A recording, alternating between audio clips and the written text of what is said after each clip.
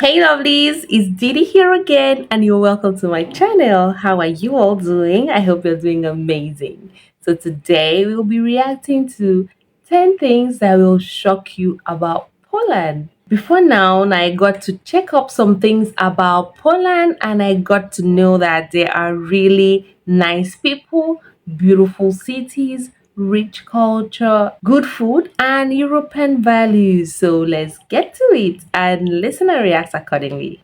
Travelers, Mark here with Walter's World, and today we're in the main square here in Krakow, Poland. Beautiful city, definitely worth checking out. And today what we have for you are the 10 things that shock tourists when they come here to Poland. And the first thing that shocks people when they come to Poland is the Polish face, the Polish look.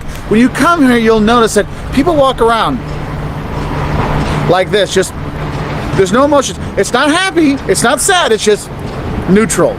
Really? Why? And it's funny because you see it anywhere. Within the train station, you're going out to eat, you're going to the stores, you're going all over the place. They just have the same look. Why though?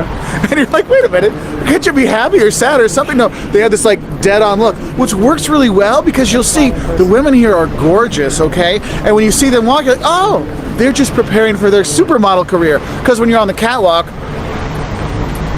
you don't show any emotion. So they actually works really well. But it is kind of funny how the people, you do have this look, and that's the first thing that shocks people. Also kind of going along with the people, you might be shocked that, look, the Poles are not like the jokes you heard as a kid. They're not dumb, they're not alcoholic, stuff like that. You don't have that. I mean, yes, there are, but that's everywhere. It's not more or less than you get in other countries. So that also kind of shocks the people when they come here, because I'm used to all those Polish jokes where, what is it, 4 Polish people, and how do they, move the bed or something? You don't have that here. The second thing that'll shock you when you come here also deals with the Polish people are how Catholic and how religious the people are. I mean, I remember going on the buses in Lublin, and these like punk rock guys are in there, and they go by a church and they all do the sign of the cross. I'm like, whoa, I didn't expect that. People here in Poland are very religious, and the churches, this is St. Mary's. Honestly, the first time I walked in there 20 years ago, I would just drop. Wow, the all blue altar and the blue ceiling and everything, it's just amazing. And the churches around the country are gorgeous, and they're actually building more churches here. Other countries, they're turning churches into apartments and hotels and bars.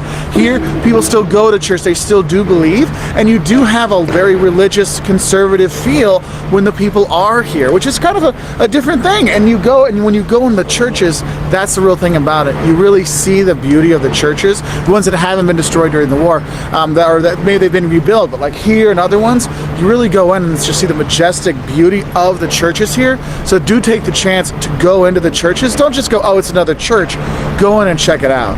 And that kind of leads into the third thing that'll shock you when you come to Poland, is how much Poland was destroyed during the Second World War. I mean, Krakow was lucky. It didn't really get destroyed during the war, but a lot of the other cities were just leveled. For example, Warsaw. When you go there, you'll go see the Uprising Museum and realize that everything old in Krakow is actually younger than probably your dad, because they had to rebuild it all after the war because it got leveled by the Nazis.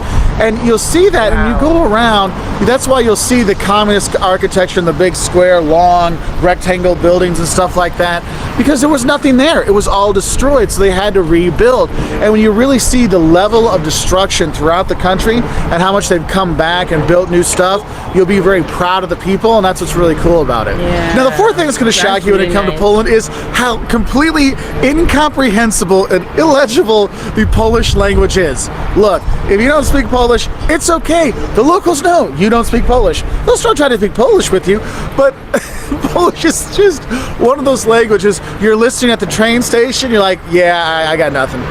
Yeah, I don't even know what city I'm going to. It is a very tough language, and it's very hard to pronounce. Like, how do you say PRZ in a row? And there's like a hat, and there's an L with a line through it. Is that a T or a whoa? What is that? You do get pretty confused when you are here, and it is kind of shocking that you can't even make out some of the stuff. Now, they are developing better for tourism, so you will have a lot of, English menus and stuff like that, but it is a really good idea to know some Polish before you come, like dziękuję, which is like thank you, prosim is please, things like that, because it really gets those people to go from, when you say, dwa piwa prosim, oh, you speak Polish, and they really open up then, okay? The fifth thing that might shock you is your eating experience here. The Poles really love their potatoes and they're cabbage. And even if it's not on the menu, like it might say, oh, it's a cutlet, nice. It'll come with cabbage and potatoes. You're like, oh, I'll have the pork knuckle instead. Oh, it comes with pork and cabbage. Well, then I'll just have the rolls. Oh, it's a cabbage roll. Okay. Look, you're going to have a lot of cabbage. You're going to have a lot of potatoes when you are here. And there are some pretty good foods, like the pierogi. You got to have that when you're here. I've actually liked the meats when I was here, too. And they do a good job with the potatoes, but it's all the time with the with the cabbage and the potatoes again and again and again. That's why yesterday I just got the cabbage rolls. I'm like, look, because then I know I'm getting the cabbage. Haha. And it came with a side of mashed potatoes. And I just laughed and laughed and laughed. Okay. Also, kind of interesting is they really love their tea here, too. Now, the sixth thing that might shock you as a tourist is, you notice there's not very many tourists. Now, in Krakow, you do get about 10 million tourists a year. I mean, this is a very popular place because it's gorgeous, and I'll talk about that towards the end. But honestly, there's not a lot of tourists that actually come to Poland, and so when you go around, you really are kind of a special tourist because you're actually here. You might get people going, why are you in Lublin? You know, why are you in Łódź? Why are you here? Well, you know, some places like Krakow, it's obvious, you know, but you go around and there's just so few tourists out there that you're like, hey, I can kick back, relax, and do okay. And what kind of leads on to that is our next shock is how cheap it is here. Because there's not a lot of tourists driving up the prices, it's nice because you can have a very affordable vacation here in Poland. Rooms, accommodation, food, drink, making merry, all kinds of stuff. And you'll see a lot of people come to like Krakow or Warsaw to come have a party weekend and stuff like that, because you really can. Your money goes a lot farther here than other places, and that's what's really cool. Now, the next thing that's going to shock you when you are here is the amount of natural beauty and space in Poland. Look, this is a huge country. It's one of the biggest countries in Europe. And the thing is, you're going to be going between these different towns, whether it's on a bus or a train, things like that. Not super fast trains, but fast enough trains. And you're going around, and it's just amazing how big the country is, but also the natural beauty you see when you go through there. And what's nice is when you go through, and you can go, if you're in the north, you're going to Gdansk. And well, that's one of my favorite. Krakow and Gdansk are my two favorites. You're up in Gdansk, you come down a bit, you can go over to the Masurian lakes and see the castle that's right by there, the Malbork Castle, which is on the way towards there. Go to the lakes and enjoy that. Go to the coast in the north. In the south, you've got the Tatras Mountains, and you go to Zakopane and stay there. Tons of Europeans go there to ski in the winter because, yes, it's beautiful and it's cheap. Remember what I said before? But you have this natural beauty, like, wow, this really is. I understand why they have all their tourism propaganda is about, you know, the natural beauty of Poland, because it really is beautiful. Having said that, the next thing that'll shock you is how amazing the town squares are here in Poland. Yes, here in Krakow, you've got the Cloth Hall over here to check out. You've got the St. Mary's Church over there. You've got all these things. Sorry. You've got all these things to go and see, and this is actually the largest town square in Europe, and it's amazing. But it's not just here. You go to Warsaw to see their old town square they really built from scratch. Wrocław, go see the old town in Lublin. Oh man, Gdansk, the port city of Gdansk, man, you just walk around there, see the Neptune statue, you're like, man, this is so cool. And you have all these beautiful squares, and you have all these beautiful buildings that have been rebuilt after the war, or maybe they're still there from before the war. You have that beauty that not a lot of people think of, because when they think of Poland, you're thinking of, you know, oh, it's farmland and stuff like that. And look, there are some just amazing places here in Poland, so it's definitely worth checking out. And the 10th thing that might shock you when you do come to Poland is the lack of service. So remember that Polish face. This is your service.